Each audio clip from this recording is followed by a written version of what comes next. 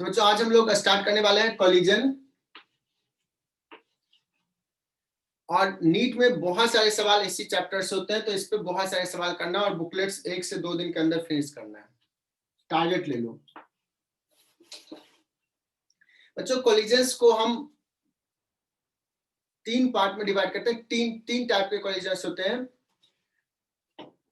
On the basis of कि colliding material जो है वो कैसा है। एक बोलते हैं इलास्टिक कोलिजन, दूसरा होता है इनइलास्टिक कोलिजन और तीसरा होता है परफेक्टली इनइलास्टिक। जब दो बॉडी कोलाइड किया तो at collisions there are some deformation, है ना। तो इलास्टिक अगर मटेरियल है तो इसमें अपने शेप को रिगेन करने का टेंडेंसी होता है और अपने शेप को कंप्लीटली रिगेन कर लेता है। ड्यूरिंग कोलिजन्स कुछ डिफॉर्म हुआ बट फाइनली शेप जैसा पहले था वैसा हो जाएगा। मटेरियल या बॉडी रिगेन्स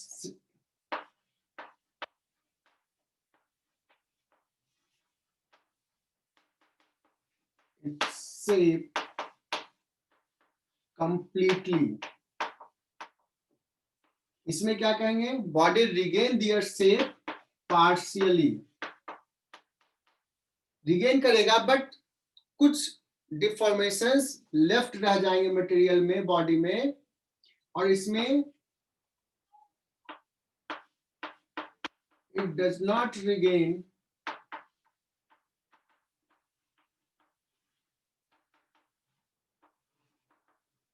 जो डिफॉर्मेशन हुआ वो डिफॉर्मेशन रह गया, उसको वापस आने का कोई टेंडेंसी नहीं। तो ये शॉर्ट में हमने समझा दिया। यहां तक में कोई दिक्कत तो बताओ। तो किस टाइप का मटेरियल है, बॉडी किस टाइप का है, उसके बेसिस पे हमने ये 3 पार्ट में बनाया। There another way to categorize the type of collisions. एक होता है कि कोलिजन्स दो बॉडी कोलाइड कर रहा और उसका मोशन एक ही लाइन पे कन्फाइंड हो। Motion remain confined on a line। बच्चों इस टाइप के कोलिजन्स को बोलते हैं हेड ऑन कोलिजन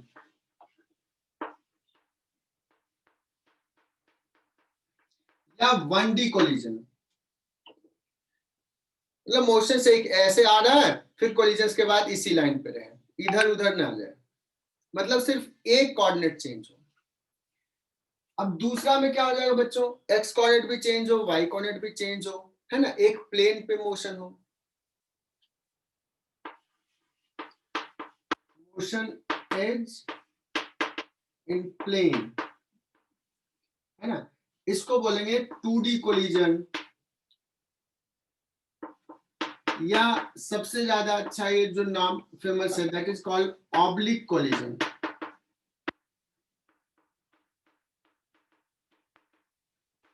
तो ये हमने जो 2 पार्ट में बताया वो बता रहा है कि कोलिजन्स के टाइम में उसका ओरिएंटेशन कैसा है। ओरिएंटेशन के बेसिस पे हमने कोलिजन्स को 2 पार्ट में बांटा है।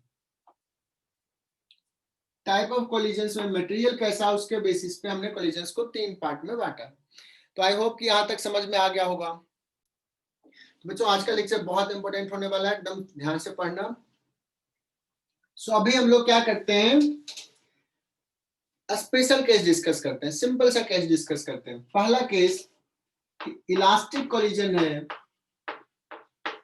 और हेड ऑन है, इलास्टिक भी है एंड हेड ऑन कोलिजन है। और सबसे ज्यादा सवाल इसी पे आते हैं।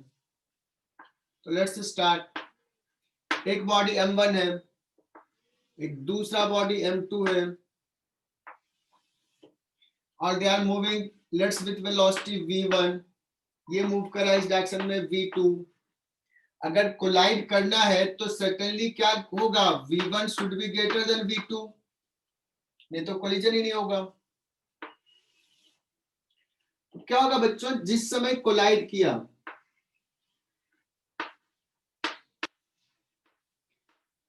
जैसे ये दोनों बॉडी टच में आया, इसका वेलोसिटी ज्यादा, इसका वेलोसिटी कम, तो मटेरियल डिफॉर्म होगा, है ना।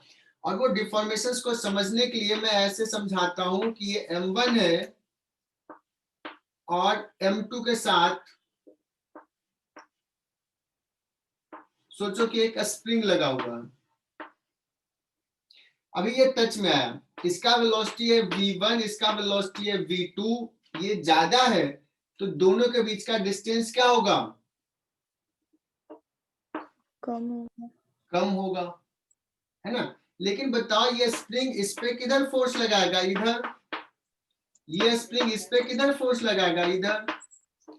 तो इसका वेलोसिटी V1 जो था, ये स्प्रिंग फोर्स, ये बॉडी जो इस पे लगा रहा है उसके कारण इसका वेलोसिटी डिक्रीज होगा और इसका वेलोसिटी इंक्रीज होगा।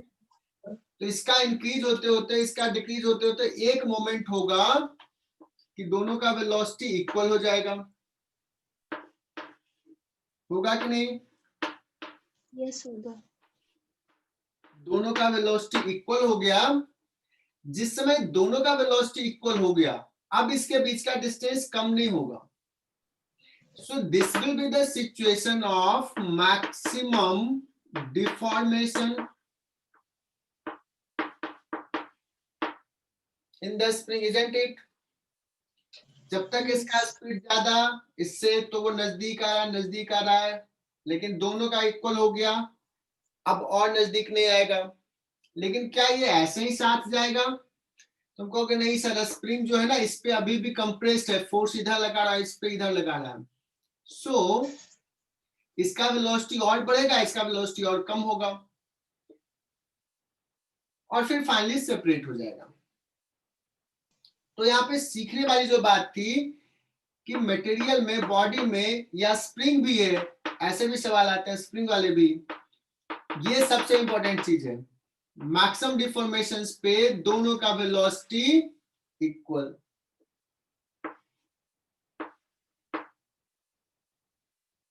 लिख लेना। तो यहां बच्चों, जिस समय ये कोलाइड किया, डिफॉर्मेशन हो रहा है, डिफॉर्मेशन बढ़ रहा, एक मोमेंट होगा जिस समय दोनों का वेलोसिटी इक्वल होगा, उस समय मैक्सिमम डिफॉर्मेशन होगा, फिर सेपरेट हो जाएगा। सेपरेट हो जाएगा तो लेट्स ये M1 थोड़ा स्लो डाउन हो जाएगा, लेट्स इसका वेलोसिटी V1 डैश, ये M2 इसका वेलोसिटी ज्यादा होगा V2 डैश, और फिर ये चला जाएगा, सेपरेट हो जाएगा।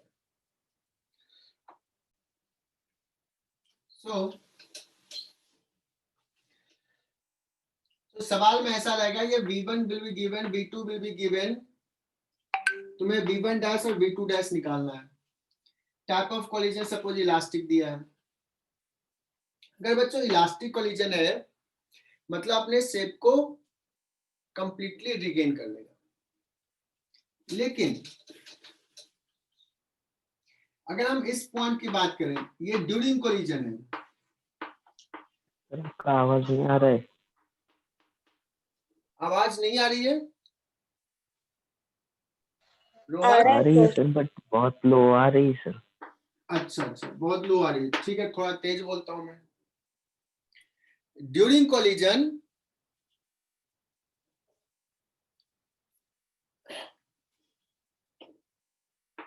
कोलिजन जो है, उसमें डिफॉर्मेशन है, और डिफॉर्मेशन है तो कुछ एनर्जी मटेरियल का जो गया है, वो सॉरी बॉडी का, वो डिफॉर्मेशन में चला गया। मतलब काइनेटिक एनर्जी इसका कम होगा, constant.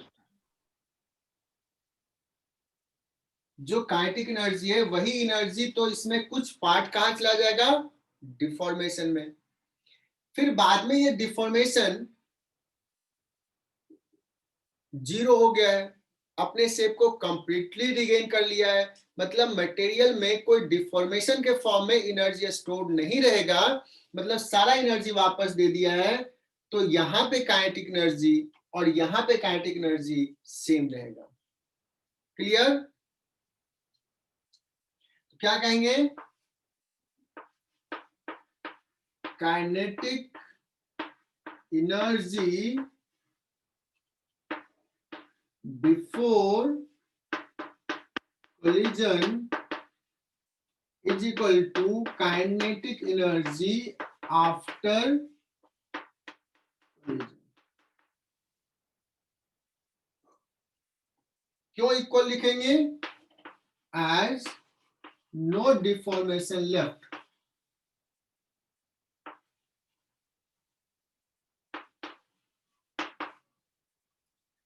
But what about the during collisions?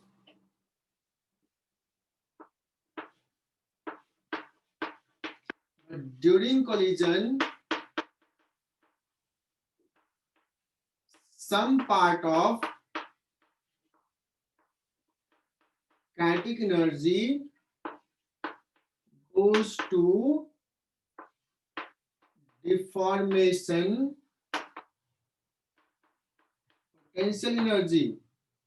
तो अगर पूछा जाए इन इलास्टिक कोलिजन में क्या काइनेटिक एनर्जी कंजर्व रहेगा, तो तुम कहोगे कि एक लाइन में स्टेटमेंट नहीं दे सकते, हम कहेंगे before collision is equal to after collision, but during collision kinetic energy decrease होगा, कम रहेगा। Is it clear? At what moment kinetic energy of the colliding body will be least? कोई आंसर बता सकता है? तो अभी हमने समझाया क्या, जो रिकॉर्ड नहीं हुआ, कि kinetic energy will be least when deformation will be maximum. Deformation जिस समय मैक्सिमम है उस समय क्या कंडीशन लिखा बच्चों? वेलोसिटी इक्वल, दोनों का। यहां तक कॉन्सेप्ट क्लियर, क्रिस्टल क्लियर? अब मैं बात करता हूं मोमेंटम का।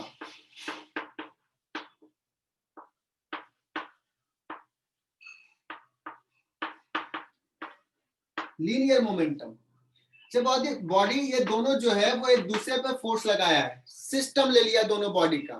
So if we take system of the two body, तो ये फोर्स कौन सा है? Internal.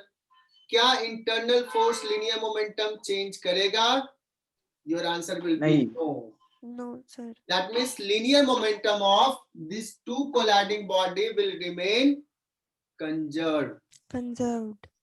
Before collisions momentum is equal to after collision momentum। After collision momentum। In fact during collision भी सेम ही रहेगा, मतलब मोमेंटम किसी भी मोमेंट पे चेंज नहीं होगा, लेकिन काइनेटिक एनर्जी चेंज हो रहा था। देखना डिफरेंस, अगर डेप्थ में पूछेगा तो मेडिकल में भी ऐसे सवाल पूछ देगा, इसलिए मैंने बहुत प्यार से धीरे धीरे बताया। Momentum will remain conserved throughout the situation। Before collision is equal to after is equal to during collision। लिख लेना। और in fact एक और चीज यहीं पे बोल देता हूं, कोलिजन्स इलास्टिक हो या इनइलास्टिक हो, किसी भी टाइप का कोलिजन होगा, अगर एक्सटर्नल फोर्सेस नहीं लग रहे हैं सिस्टम पे, तो मोमेंटम विल रिमेन कंजर्व, किसी भी टाइप का।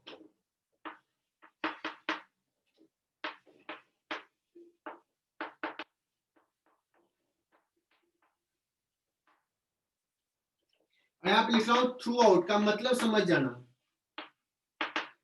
Before is equal to after is equal to during collision. तो कोलिजन्स का सवाल करने हैं तो हमें ये ध्यान देना है काइनेटिक एनर्जी का कंजर्वेशन और लीनियर मोमेंटम का कंजर्वेशन। इनफैक्ट पहले लीनियर मोमेंटम का लिख लेना, ये आसान होगा, और फिर काइनेटिक एनर्जी का। मैंने काइनेटिक एनर्जी क्यों बताया, बिकॉज इसमें कॉन्सेप्ट थे इसलिए। तो चलो इसमें हमारा टारगेट अब ये होगा इस सवाल में कि v1 डैश क्या है, v2 डैश क्या है, ये निकालना है।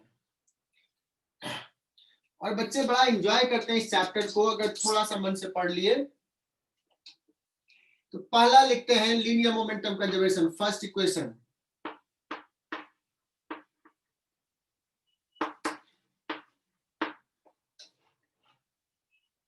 हर्षल बताना लीनियर मोमेंटम वेक्टर क्वांटिटी या स्केलर?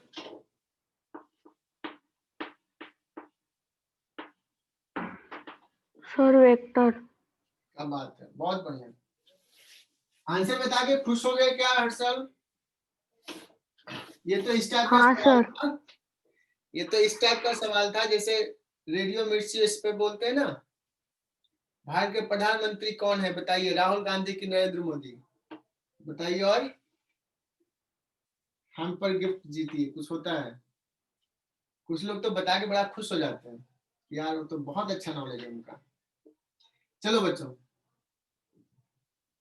सो लीनियर मोमेंटम का जैसे लिखते हैं। हर्षल बहुत प्यारा बच्चा है। mv1, देखो एक ही लाइन पे तो वेक्टर साइन नहीं देता हूं, मतलब प्लस माइनस से मैं साइन दे दूंगा। तो देखो v1 इस डायरेक्शन को पॉजिटिव ले लिया, m1 v1 प्लस इसका भी डायरेक्शन इधर लिया है m2 v2। अगर डायरेक्शन इधर होता तो माइनस लिखते हैं हर्षल। इसका लिखते हैं m1 v1 डैश और इसका भी डायरेक्शन इधर लिया है m2 v2 डैश। इक्वेशन 1 मैं लिख रहा हूं, लेकिन यहाँ पे सब में प्लस दिया हूं बिकॉज सबका डायरेक्शन हमने इधर दिखाया है। डायरेक्शन अगर अपोजिट होगा तो हमें साइन देना पड़ेगा। दूसरा, kinetic energy conservation before is equal to after, half m1 v1 square plus half m2 v2 square half m1 v1 square और M1 M2 V2 dash square. क्या बात है, बहुत बढ़िया सलोनी। सो ये दो इक्वेशन हाफ कैंसिल आउट कर दिया तो? हाँ बोलो। हाफ को अगर सेकंड इक्वेशन में हाफ हाफ कैंसिल आउट कर दिया तो भी हो जाएगा ना? हाँ चलेगा ना, कर दिया। लो तुमने कहा और मैं कर दिया, हम तुम्हारी बात थोड़ी टालेंगे। लो कर दिया कैंसिल। तो फिर सर ये फर्स्ट इक्वेशन ही हो जाएगा? नहीं नहीं नहीं नहीं, थोड़ा सा चेंज होगा सर। उधर स्क्वायर है, उधर स्क्वायर नहीं है। रहेगा ना? हाँ बहुत बढ़िया। हाँ सर। हाँ चलो, तो क्या करते हैं, हमने कहा भी थोड़ा अरेंज करता हूं, तो मैं फर्स्ट इक्वेशंस को अरेंज करता हूं। m1 वाले को एक साइड, m1 इधर क्या बचेगा v1 और माइनस v1 डैश, m2 वाले को एक side m2 v2 dash minus v2, isn't it? अब इसको भी थोड़ा ऐसे ही करते हैं, हाफ उसने योगेश ने कैंसिल करवा ही दिया। अब बचा क्या, m1 को इधर ले आते हैं और क्या हो जाएगा बच्चों, v1 square minus v1 dash का स्क्वायर। तुम लोग ब्रिलियंट हो, इधर भी लिख लोगे।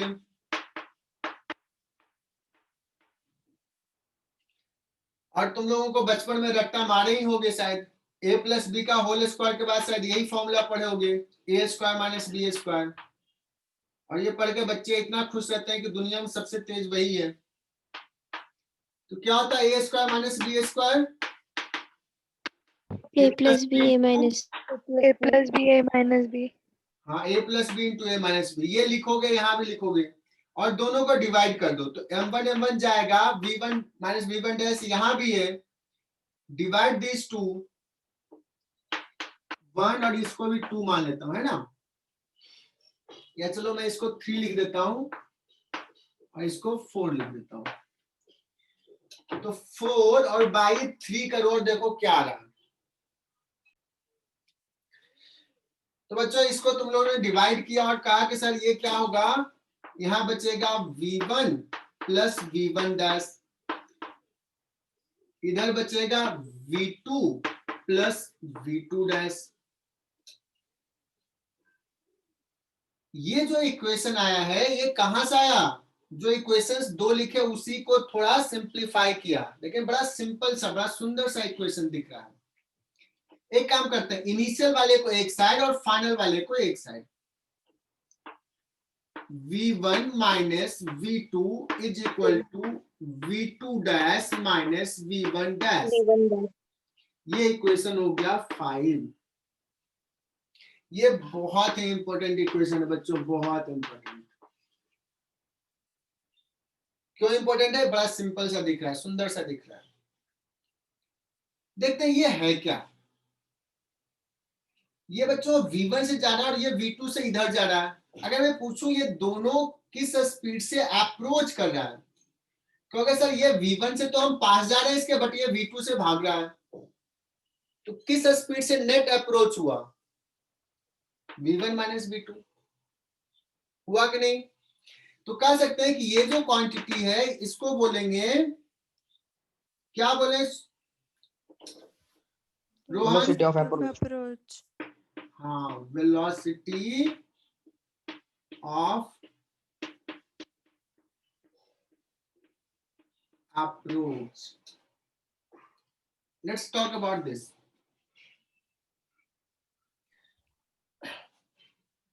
क्या होगा इसका? ये velocity of separation.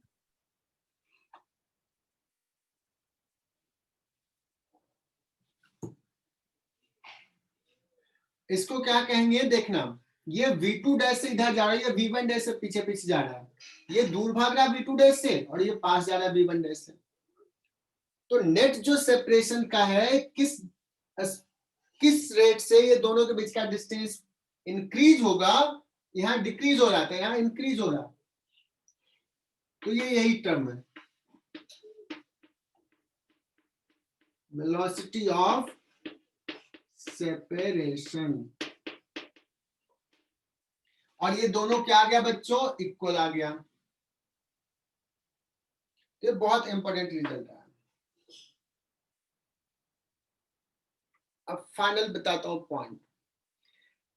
जब इलास्टिक कोलिजन है, हेड ऑन कोलिजन है, इन दैट केस ऐसे सवाल को सॉल्व करने के लिए हम दो इक्वेशंस लिखेंगे। एक मोमेंटम कंजर्वेशन और दूसरा थ्योरेटिकली लिखना चाहिए था हमें एनर्जी कंजर्वेशन, लिखा भी, लेकिन एनर्जी कंजर्वेशन में स्क्वायर का टर्म आता है, डील करना उतना आसान नहीं है, थोड़ा मुश्किल होगा सॉल्व करने में, इसलिए हमने सिंप्लीफाई किया और फाइनली इस रिजल्ट पे आ गया, इस रिजल्ट पे।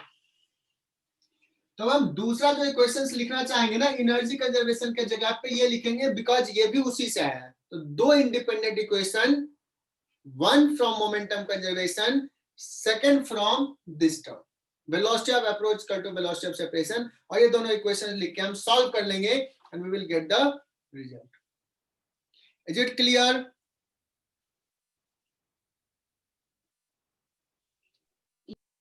अब एक फॉर्मूला लिख रहे हैं, देखो ये इक्वेशन 5 और थर्ड इक्वेशन को सॉल्व करोगे ना, तो फाइनली मुझे सपोज v1 डैश चाहिए ही, ठीक है ना?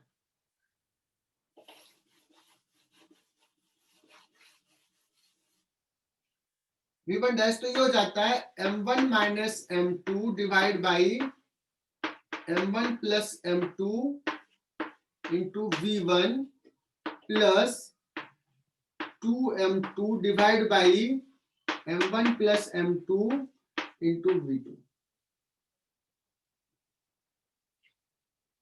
जब हम इक्वेशन 5 और उसको सॉल्व करेंगे, फाइनली हमें v1 डैश निकालना है ना, तो करोगे तो आ जाएगा। सिमिलरली अगर अब देखो, अगर v2 डैश की बात करें तो जाएगा 2m1 upon m1 plus m2 into v1 plus m2 minus m1 divide by m1 plus m2 into v2।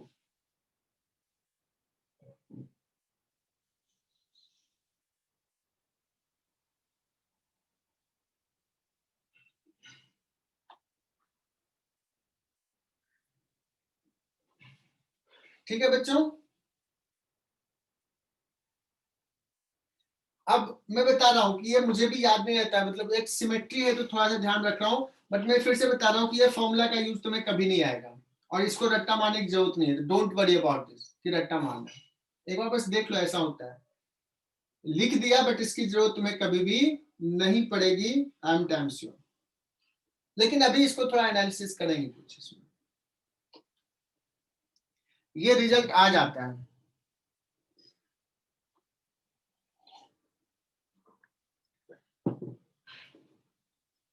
कुछ इंपॉर्टेंट चीजें डिस्कस करेंगे।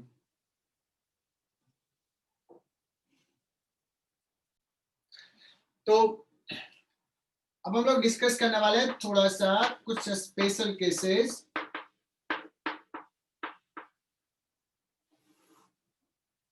सबसे इंपॉर्टेंट, सबसे ज्यादा यूज में आने वाला है ये, if m1 is equal to m2, मतलब कोलाइडिंग बॉडी का मास क्या है, सेम है। तो देखो v1 dash is equal to क्या हो जाएगा, m1 माइनस m2 जीरो हो जाएगा बच्चों, तो यहां जीरो हो गया, और ये दोनों इक्वल है तो ये क्या हो जाएगा, v2। V2 और v2 डैश क्या होगा, V1 plus V2 मतलब जो फर्स्ट पार्टिकल का फाइनल वेलोसिटी जो हो जाएगा, सेकेंड पार्टिकल का इनिशियल वाला वेलोसिटी हो जाएगा, कोलिजन से पहले वाला। कैन वी से दैट कि दे इंटरचेंज देयर वेलोसिटी,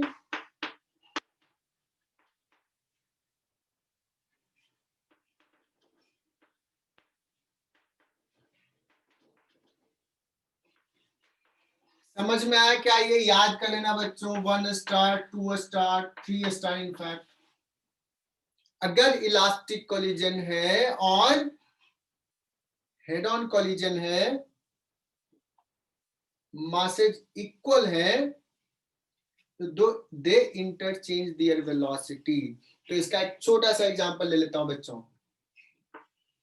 कि एक बॉडी है 2 kg का सपोज, और दूसरा भी बॉडी है 2 kg का,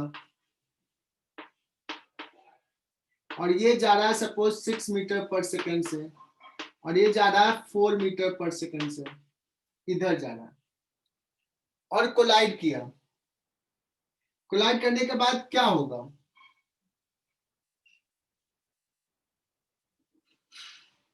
शुभम क्या बोला है, sir we say that they also interchange their energy. जब स्पीड ही इंटरचेंज हो गया तो एनर्जी तो होगा ही। तो शुभम इसमें बताओ कि इसके पास 6 मीटर पर सेकंड इधर है, इसके पास 4 मीटर पर सेकंड इधर है। अब क्या कहेंगे, आफ्टर कोलिजन इसका वो वेलोसिटी होगा जो इसका था, तो इसका हो जाएगा 4 और इसका हो जाएगा 6। क्लियर है? हाँ सर। अब एक चीज ऐसे बताता हूं, मान लो तुम्हारे पास 2 आइडेंटिकल बॉल हैं, समझना है, ऐसे एग्जांपल लेना, 2 आइडेंटिकल बॉल है, सपोज टेनिस वाला जो बॉल होता है और स्नूकर टेबल वाला जो बॉल होता है उस पे हार्ड बॉल होता है, इलास्टिक, और जैसे कि यहाँ पे एक ब्लैक कार्डबोर्ड लगा दिया और तुम यहाँ पे बैठे हो, तुमने देखा कि एक बॉल एक ही जैसा है, सेम कलर का है, एक बॉल ऐसे जा रहा है और एक बॉल ऐसे जा रहा है, सेम ही कलर का है, देखने में कोई डिफरेंशिएट नहीं कर पाओगे। लेकिन ये जा रहा है सपोज 10 मीटर पर सेकंड से और ये जा रहा है कुछ मान लो 5 मीटर पर सेकंड से, और फिर ऐसे जाकर के फिर ये निकल गया इधर। बाद में तुम देखोगे कि ये बॉडी 10 मीटर से फिर से एक वापस आएगा और इधर जाएगा 5 मीटर पर सेकंड से। तो क्या तुम बता पाओगे कि यहाँ से कार्डबोर्ड के पीछे हो, मतलब यहाँ पे क्या हुआ, कोलिजन हुआ है कि नहीं हुआ, बता सकते हो क्या कि यहाँ दोनों बॉडी कोलाइड किया है? अगर कोलाइड किया तो भी यही बॉल आएगा 10 मीटर पर सेकंड से, कोलाइड नहीं किया, सॉरी हाँ, ये 5 से वापस आएगा, अगर कोलाइड नहीं किया तो ये 5 से आएगा। मतलब यहां से बैठ के हम इनफैक्ट नहीं बता पाएंगे कि कोलिजन हुआ था या सीधे एक दूसरे से दूसरे लाइन पे और पास हो गया। मेरी बात को समझ पाए क्या?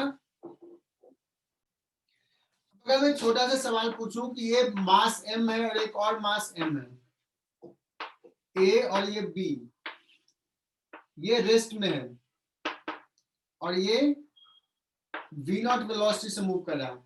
आफ्टर कोलिजन A का वेलोसिटी क्या होगा? इलास्टिक है, 0 0, और B इससे जाएगा v0 V0.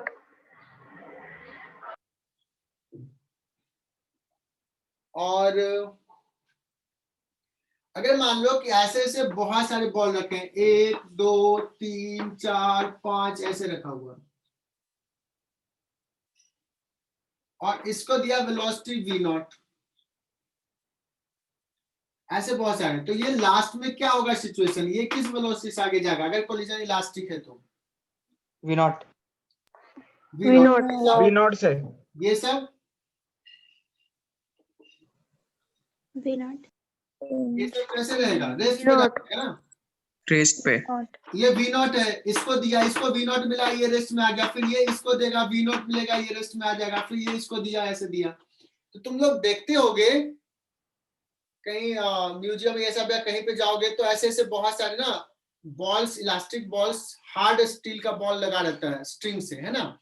एक बॉल को तुम ऐसे लेते हो, थोड़ा सा छोड़ देते हो, और तुम देखो सडनली बाकी सब रेस्ट में रहेगा और ये वाला बॉल सडनली इधर जाता है।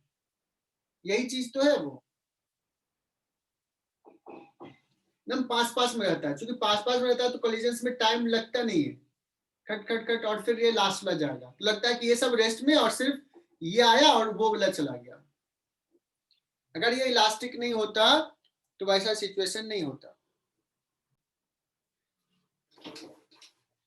तो ये m1 जो है ना वो much greater than, sorry, m1 is much less than m2। m2 बहुत बड़ा है, और लेट्स v2 इक्वल टू 0, ये भी ले लेते हैं। m1 के कंपेरिजन m2 क्या है? बहुत बड़ा है, m1 छोटा है बहुत, और v2 भी 0 ले लिया, तो बताओ क्या होगा? तो v1 टेस्ट के बारे में देखो, क्या था formula? m1 minus m2 divide by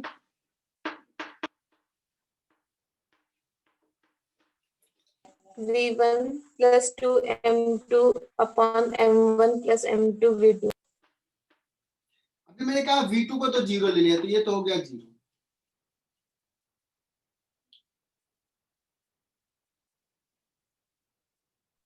same velocity से ऑपोजिट डायरेक्शन में जाएगा। क्या बात है, बहुत बढ़िया बात है। और m2 बहुत बड़ा m1 से, तो m1 माइनस m2 इज लगभग माइनस m2,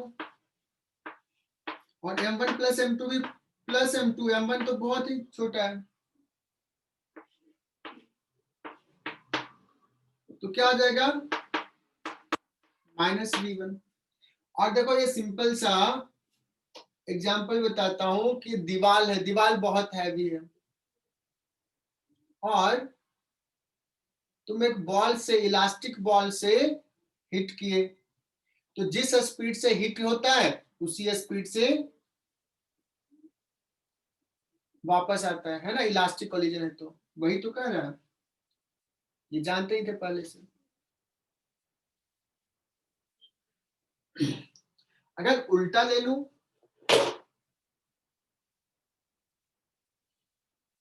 डबल वेलोसिटी से जाएगा। हाँ, अगर उल्टा ले लिया तो डबल वेलोसिटी जाएगा। तीसरा special case, m1 is much greater than m2,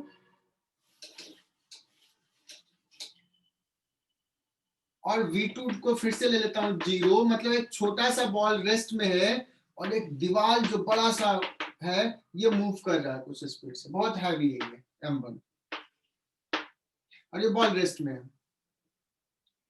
तो जब ये कोलाइड करेगा बच्चों तो क्या होगा, क्या दीवार का वेलोसिटी कुछ चेंज होगा? देखोगे तो इसका वेलोसिटी में कोई चेंज नहीं आएगा।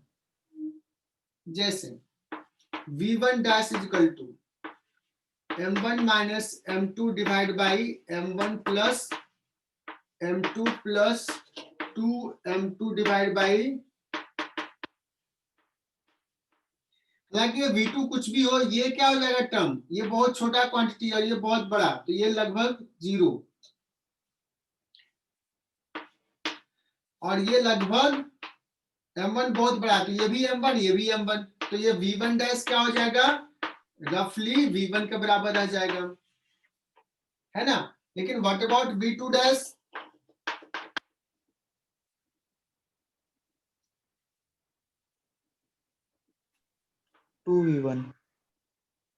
v2 डैश चेक करो तो ये 2v1 आ जाएगा।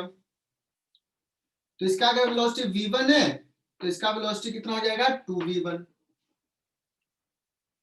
और एक और तरीके से इसको समझाता हूं कि अगर ये v1 से ज्यादा है बच्चों, ये रेस्ट में, तो what is the velocity of approach, v1। बाद में ये तो v1 से ही कंटिन्यू करेगा और इसका वेलोसिटी ऑफ सेपरेशन v1 होना चाहिए, तो सर्टेनली इसको 2v1 से जाना चाहिए, तभी तो v1 वेलोसिटी ऑफ सेपरेशन होगा। वैसे भी समझा दिए। सो एक सवाल लेते हैं।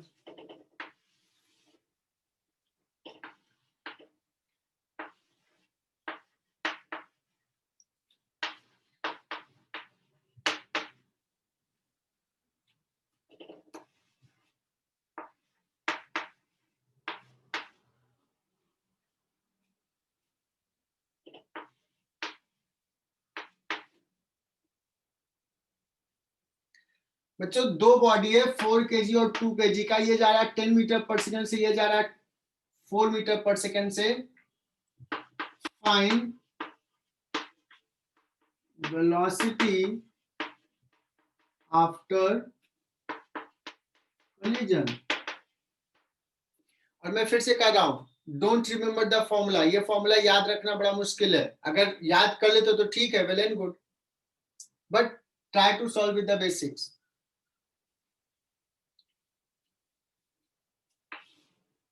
तो ये सवाल मैं कर रहा हूं, समझना। हाँ, हालांकि इससे पहले मैंने वेलोसिटी ऑफ अप्रोच और वेलोसिटी ऑफ सेपरेशन पे सवाल नहीं किए हैं, मतलब समझाने में फिर से बता देता हूं। और पहले कुछ सवाल का जवाब देना वेलोसिटी ऑफ अप्रोच और वेलोसिटी ऑफ सेपरेशन का। तो एक बॉडी है ए और ये बी, और ये जा रहा है सपोज 5 मीटर पर सेकेंड से, और ये जा रहा है इधर 3 मीटर पर सेकेंड से। मैं अगर पूछूं कि what is velocity of approach, 2 meter per second. 2 meter per 2 meter per second. सोच के बताना। 1 मिनट 10 सेकंड और बचा हुआ है। 8 राशि ने बताई 8, रोहन ने बताया 8। 2। दिमाग खुला रखो यार, फिजिक्स कॉमन सेंस है। 2 इज रॉन्ग आंसर। क्या 2 मीटर पर सेकंड से नजदीक जा रहा है? ये 5 से, ये 3 से, 8 दोनों मीटर एक पर दूसरे की तरफ आ रहे हैं। 8 वेलोसिटी अप्रोच ज्यादा है। वहां पे डायरेक्शन v2 इधर था, v1 इधर था, इसलिए v1 माइनस v2, वो वेक्टर इक्वेशन था। 1 सेकंड में ये 5 मीटर आगे चला गया, ये 3 मीटर आगे गया, तो दोनों के बीच का डिस्टेंस किस स्पीड से कम हुआ है? कितना रेट 1 सेकंड में कम हुआ है? 8 मीटर कम हुआ। तो वेलोसिटी ऑफ अप्रोच कितना हो जाएगा? 8 मीटर पर सेकंड। सबको क्लियर?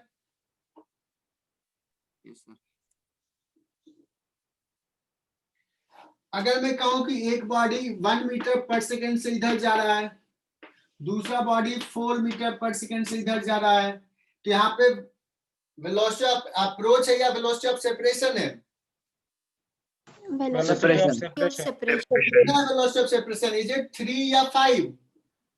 5 5 दिल से निकला, एकदम समझ के निकला, या सर ने कुछ डांटा इसलिए? दिख रहा है दोनों के बीच का डिस्टेंस किस स्पीड से चेंज हो रहा है? दोनों के बीच का डिस्टेंस किस रेट से चेंज हो रहा है? 1 सेकंड में कितना डिस्टेंस बढ़ जाएगा? ये 4 मीटर चला गया इधर, ये 1 मीटर इधर, डिस्टेंस कितना से बढ़ जाएगा? 5 मीटर से। 5 मीटर पर सेकेंड। तो वेलोसिटी ऑफ सेपरेशन कितना हुआ यहाँ पे? 5 मीटर पर 5। सेकेंड। अपूर्व पाटिल क्लियर? Yes, sir.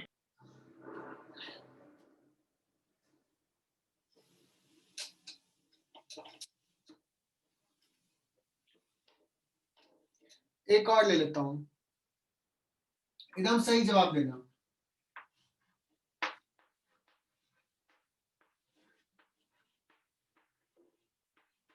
पहले बताओ कि यहाँ पे वेलोसिटी ऑफ अप्रोच है या वेलोसिटी ऑफ सेपरेशन है, और कितना है? अप्रोच। कितना है? अप्रोच 8 8 8 मीटर पर सेकेंड। सबको आ गया ना 8 मीटर पर second velocity of approach? Good. तो मुझे लगता है कि अब क्लियर है। चलो तो बच्चों यहाँ पे निकालना है कि आफ्टर कोलिजन क्या वेलोसिटी होगा। तो पहले मान लेते हैं, ऐसे डायग्राम जरूर ड्रॉ कर लो। ये 4 kg, अब मुझे नहीं पता कि ये किधर मूव करेगा, तो ये मान लेते हैं कि V1 से इधर जा रहा है। ये है 2 kg, इसका मान लेते हैं इधर V2 से जा रहा है। मान लिया। अब ये डायरेक्शंस अलग भी हो सकते हैं, मुझे नहीं पता। जो आएगा आंसर, अगर हमने जो डायरेक्शन माना है और पॉजिटिव वैल्यू आ रहा है, मतलब डायरेक्शन हमारा करेक्ट है। नेगेटिव आ रहा है, मतलब हमारा डायरेक्शन रॉन्ग है। तो लेट्स स्टार्ट। पहला मोमेंटम कंजर्वेशन, फाइनल मोमेंटम पहले लिख लेता हूं। 4v1 final momentum plus 2v2, direction same लिखा है इसलिए दोनों का plus, that is equal to, यहां पे बताना इनिशियल मोमेंटम, इस डायरेक्शन को पॉजिटिव लिखा है 4 × 10 mv। यहां क्या लिखूं? -4 × 2 माइनस m × v। बहुत बढ़िया। माइनस क्यों साइन? बिकॉज 4 मीटर पर सेकेंड इधर है, तो प्लस माइनस से हम डायरेक्शन दिखा रहे हैं, बिकॉज 1 डायमेंशनल मोशन है। So this is the equation. पहला इक्वेशन हो जाएगा 4v1 + 2v2 = 40 - 8 32। This is equation 1। Second equation क्या लिखें? Velocity of approach = velocity of separation. Velocity of separation. तो बताओ वेलोसिटी ऑफ सेपरेशन क्या लिखूं बच्चों? ये V2 से भाग रहा है या V1 से पीछे पीछे जा रहा है? कैन वी से कि velocity of separation is V2 - V1? अगर V1 हमने इधर माना होता तो वेलोसिटी ऑफ सेपरेशन लिखते V2 + V1। What is velocity of approach? 14 14। This is equation 2. Now solve it. अब देखो ये -v1 यहाँ 4v1 है, तो मुझे मन कर रहा है कि इसको ना 4 से मल्टीप्लाई कर दो, तो 4v1 हो जाएगा और ये कैंसिल हो जाएगा, है ना? तो 4 से मल्टीप्लाई कर दिया, 4v2 + 2v2 6v2 = 32 + 14 × 4। सो v2 = क्या आ जाएगा? 32 में से 2 कॉमन ले लो, 16 + 28 / 6। ठीक है, दैट इज इक्वल टू 28 + 16 कितना हो जाएगा? 20 10 30 44/3 मीटर पर second. Is it correct?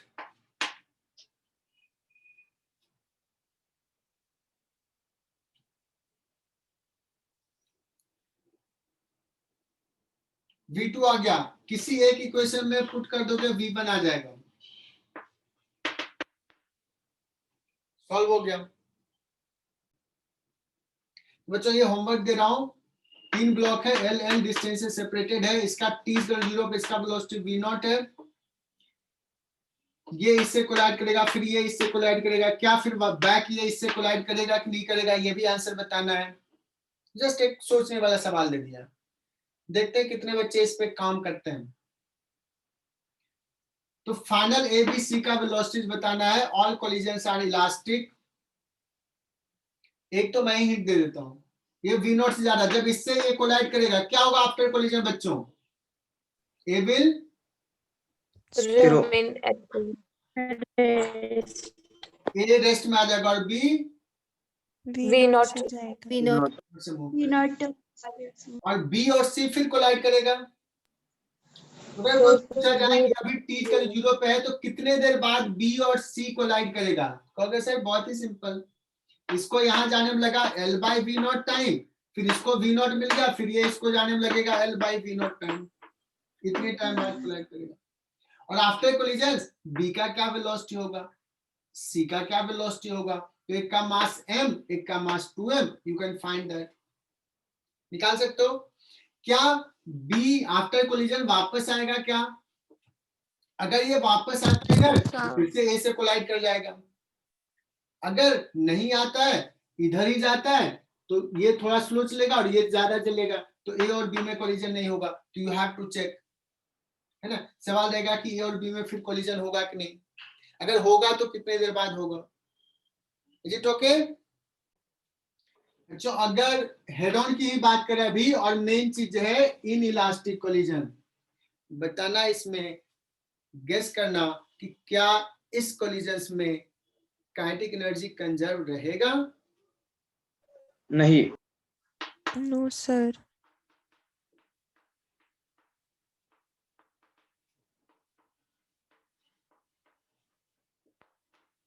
Answer क्या हो जाएगा? नो। क्यों नहीं रहेगा? क्योंकि थोड़ा डिफॉर्मेशन उसमें रहता है। हाँ, some part of kinetic energy goes to deformation energy. Deformations में गया था, कुछ वापस आएगा और कुछ परमानेंटली उसमें रह जाएगा। सो सम पार्ट ऐसे लिखें, सम, चूंकि as there is some deformation left in the body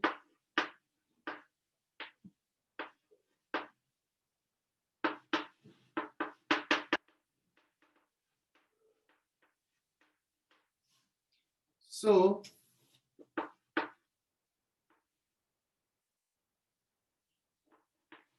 some part of kinetic energy goes in form of deformation energy.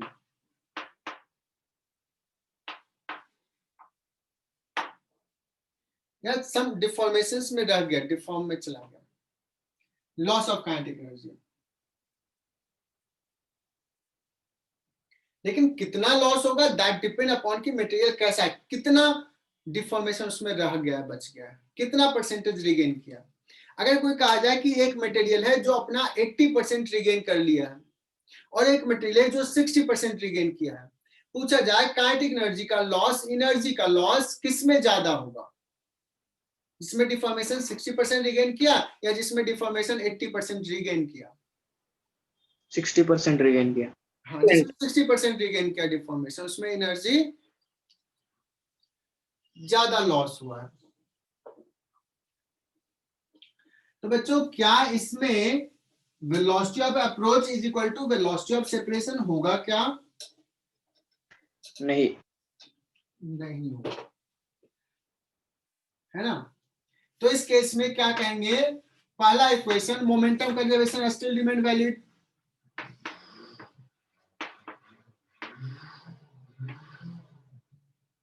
Momentum conservation still remain valid. दूसरा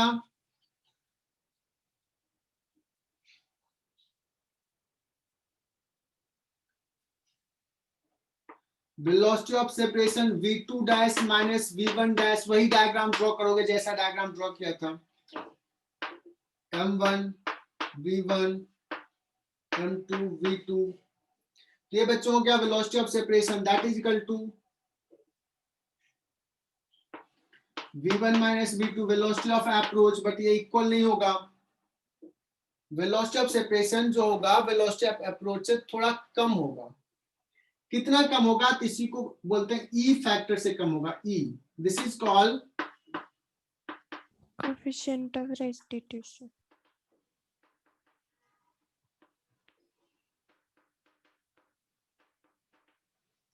तो ई का वैल्यू क्या होगा बच्चों? लेस देन इक्वल टू 1 होगा, है ना।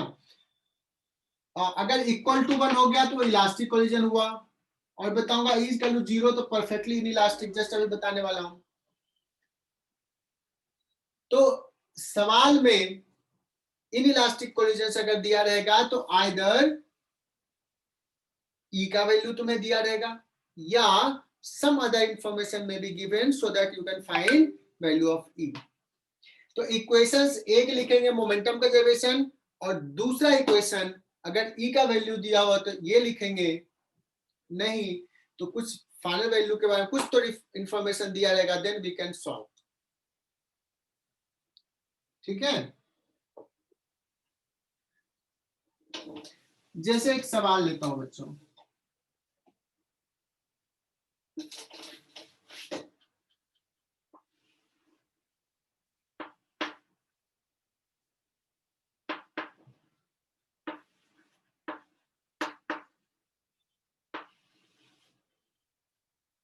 एक सवाल लिया कि सपोज ये जा रहा है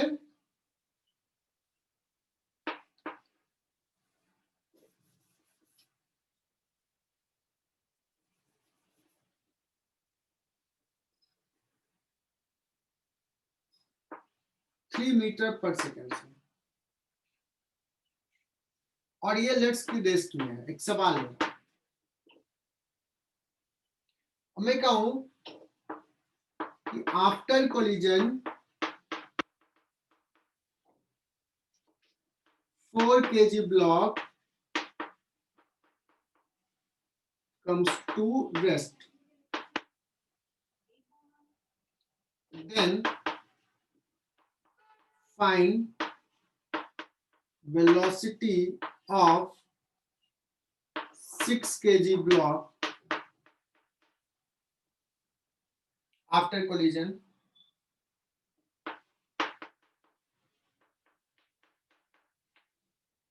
or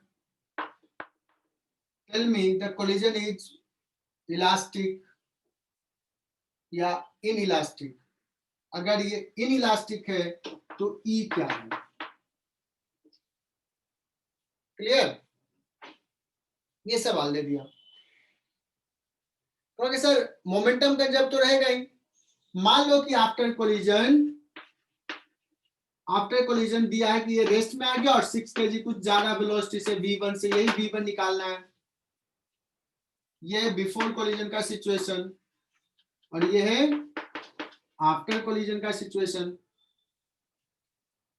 तो पहला इक्वेशन क्या लिखेंगे बच्चों? मोमेंटम कंजर्वेशन 4 into 3, इसका तो 0 है, दैट इज इक्वल टू इसका 0 प्लस इसका 6 into V1 कितना आया? 2 वेलोसिटी 2 मीटर पर सेकेंड, मतलब ये 2 मीटर पर सेकेंड से जाएगा। क्या सबको क्लियर? एक ही लाइन में आ गया solution. Momentum will remain conserve, सबसे इंपॉर्टेंट। अब बात करते हैं कि क्या ये इलास्टिक कोलिजन है क्या? देखो वेलोसिटी ऑफ अप्रोच कितना है? 3। वेलोसिटी ऑफ अप्रोच कितना है? 3। वेलोसिटी ऑफ सेपरेशन कितना है? ये रेस्ट में आ गया, ये जा रहा है 2 से। What is the velocity of separation? 2। तो क्या लिखा था? Velocity of separation is equal to E times velocity of approach. E times velocity of approach, तो E इज इक्वल टू कितना हो गया बच्चों? 2/3। E can not be more than 1। अगर E बड़ा हो जाएगा ना,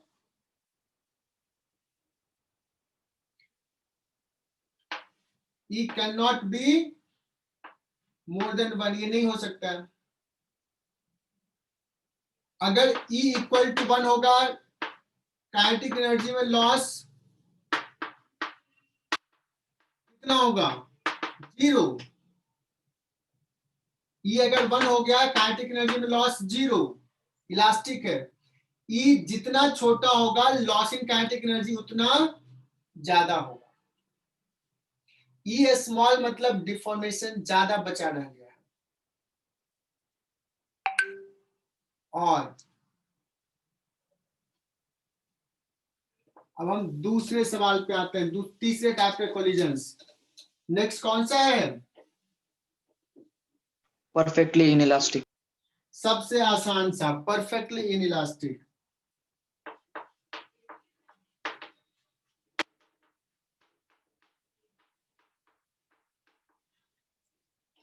Perfectly inelastic bond collision says that जब बच्चों कोलाइड किया तो मैक्सिमम डिफॉर्मेशंस पे दोनों का वेलोसिटी सेम हो गया और वो डिफॉर्मेशन रिगेन करने का टेंडेंसी नहीं है, वो बैक अपने शेप में आने का टेंडेंसी नहीं है। तो जितना कंप्रेस हुआ वही रह गया, कंप्रेसर साथ साथ मूव करेगा, तो दोनों ब्लॉक साथ साथ मूव करेगा।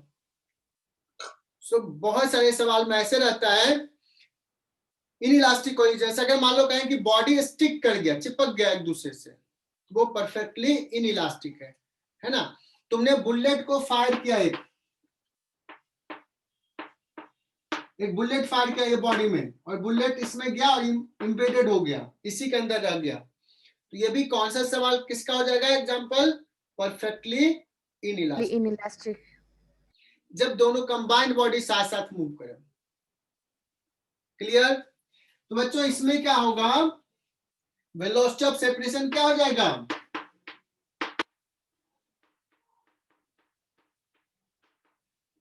जीरो हो जाएगा।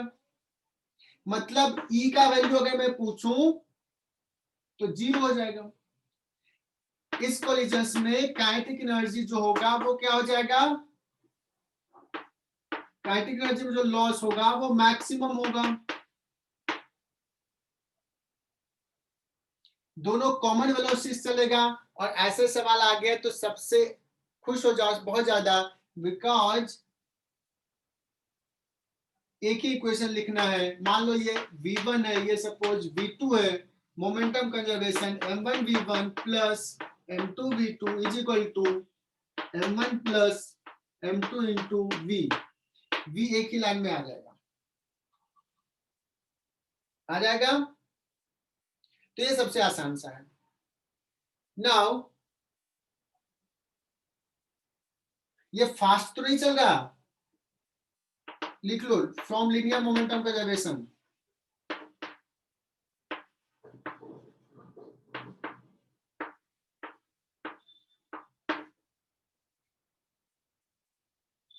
अब अगर मैं तुमसे पूछ दूं कि बताओ what is the loss in kinetic energy, जब हम लॉस बोल रहे हैं तो initial kinetic energy half m1 v1 square plus half m2 v2 square, ये हो गया इनिशियल काइनेटिक एनर्जी। और फाइनल रहेगा हाफ m1 प्लस m2, दोनों साथ साथ मूव कर रहा है v से। और put the value of v from here, यहां पुट करो, थोड़ा इसको सिंप्लीफाई करो, नेक्स्ट क्लास में ये बताऊंगा कि कितना आता है। तुम लोग सॉल्व करके रखना, इसको सिंप्लीफाई करना। तो आज का क्लास में यही फिनिश करता हूं। सो आज जाकर के कोलिजन्स वाले चैप्टर पे सवाल करना। तो तुम्हारा कौन कौन सा करना है? एक्सरसाइज ए सेक्शन भी करना है, और आज ही जाकर के सवाल करना है तुम्हें। कहाँ गया कोलिजन वाला? सर इस मॉड्यूल की पीडीएफ सेंड कर दो। हाँ बच्चों, कोलिजन्स वाला सवाल है सेक्शन एफ में, तो सेक्शन एफ करना, ठीक है? सेक्शन एफ, और भी मैं सेंड करता हूं। सर